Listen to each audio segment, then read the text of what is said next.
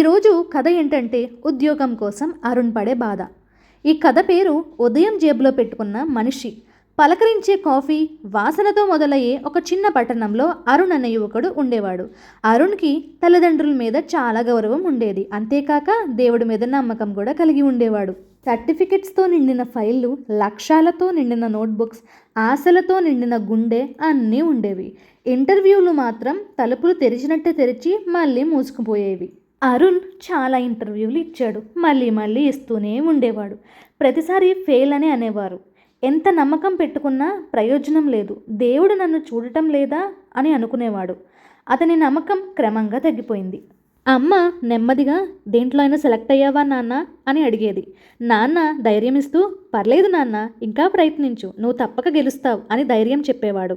ఇంకా బంధువులు మాటలు అనేవారు. ఇంతకాలమైనా ఇంకా ఉద్యోగం రాలేదా, ఏంటి సరిగ్గా చదవలేదా అనేవారు. ఈ మాటలన్నీ అరుణ్ హృదయంలో భారంగా ఉండేవి. అయినా అంతలో ఏదో ఒక చిన్న ఆశ, తాను గెలుస్తాడని. ఇంకొకసారి ప్రయత్నించి చూద్దామా అని అనుకున్నాడు. ఒకరోజు అతనికి ఒక పెద్ద కంపెనీ నుంచి ఇంటర్వ్యూ కాల్ వచ్చింది. ఈసారి ఏ భయం లేదు, ఏ ఆశ కూడా లేదు. సాధారణంగా వెళ్ళాడు. వాళ్ళు అడిగిన అన్ని ప్రశ్నలకి జవాబు చెప్పాడు. 2 రోజుల తర్వాత మెయిల్ వచ్చింది, యు ఆర్ సెలెక్టెడ్ అని. అరుణ్ చేతులు వణికాయి, కళ్ళల్లో కన్నీళ్లు వచ్చాయి.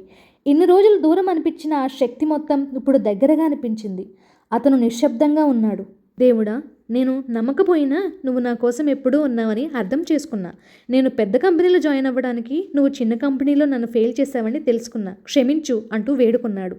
అమ్మా నాన్న ఆనందంతో కౌగిలించుకున్నారు. బంధువులు కూడా ప్రశంసించారు. మాకు తెలుసు అరుణ్ గొప్పవాడవుతాడని, మంచి జాబ్లో సెటిల్ అవుతాడని వాళ్ళన్న మాటలు మాట తిప్పేశారు.